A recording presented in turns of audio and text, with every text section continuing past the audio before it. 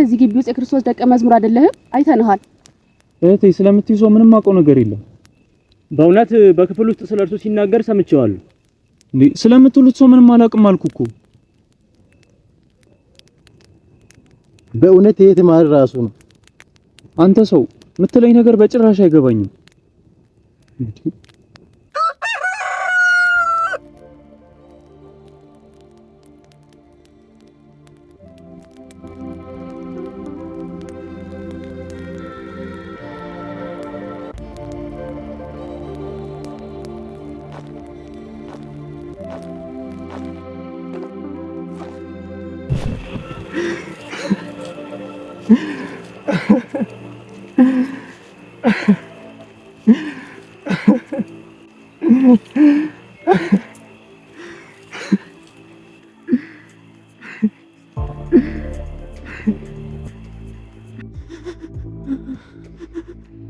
ኢየሱስ ሲመለከተኝ የቁጣ እይታ መስሎኝ አዝኜ ነበር። የክርስቶስ እይታ ግን የምህረት ነበር።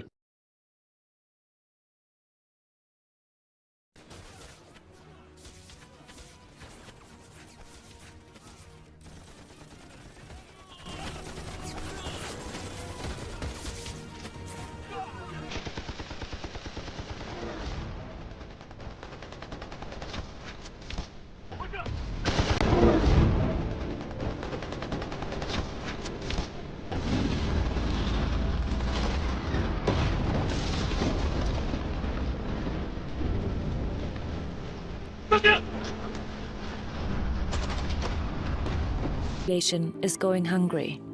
In 2011, during one of the worst droughts, has been unfolding in the Horn of Africa, and tens of thousands of people are at risk. Dana Hughes with the United Nations Refugee Agency.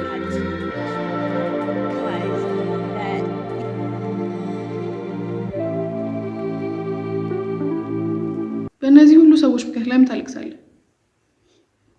ዓለም የተፈረደባትና እየፈረሰች ያለች ነች። ስለራስ መጨነቅ ሲገባ ለዚህ ትውልድ ለምን ትጨነቃለህ?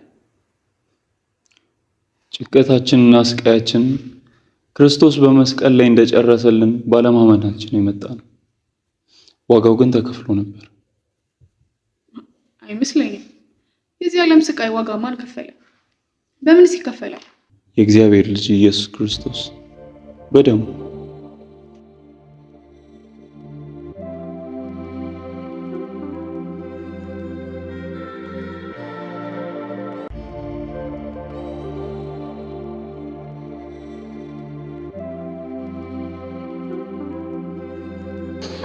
ጌታ ሆይ እባክህ ለዚህ ትውልድ ብርሃን አምጣ። እባክህን ሳያውቅ እየጠፋ ላለው ሕዝብ ብርሃን አምጣ። እባክህን ጌታ ሆይ እባክህ ጌታ ሆይ እባክህ ትውልዱን ጌታ ሆይ እባክህ ጌታ ሆይ አንተ አትጩ። እባክህ በነጻነት ልንኖር ክርስቶስ ነጻ አወጣን ተብሎ በቃል እንደተጻፈ ጌታ ሆይ ከጨለማ ሥራ ነጻ እንዲወጡን ዛሬ ወደ አንተ ጸልያለሁ።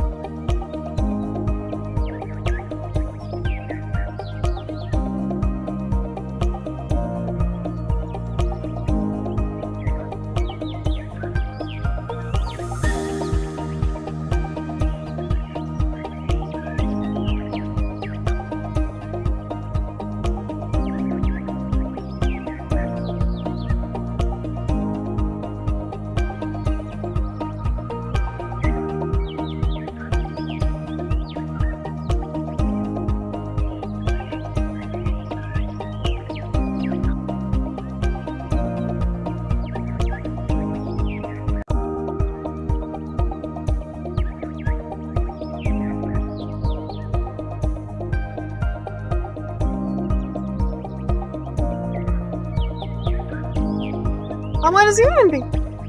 አዎ እየፈለግን ነበር። አንተ ከሄድክ በኋላ ሻሞችን ጠፍቶ በጨለማ ውስጥ ነበር። አባለን አሁን እኮ የሻማ ጊዜ አይደለም። ፀሐይ ወጥቷል። ከእንግዲህ በጨለማ መመላለስ የለም። ስለዚህ አንድ ሸክም ቀለለልኝ። ይቺ ፀሐይ ብርሃን አንድ ሸክም ታቀልልን ይሆናል። ክርስቶስ ግን የዓለም ብርሃን ሆኖ ወደ ዓለም የመጣው ከሸክማችን ሁሉ ሊያሳርፈን። ለምን አምናለሁ? ክርስቶስ እናንተ ደካሞች ሸክማችሁ የከበደ ሁሉ ወደ እኔ ነው፣ እኔም አሳርፋለሁ። ህይወት ከብዶኛል፣ ማረፍ እፈልጋለሁ። ወንድሜ የመዳን ቀን ዛሬ ነው።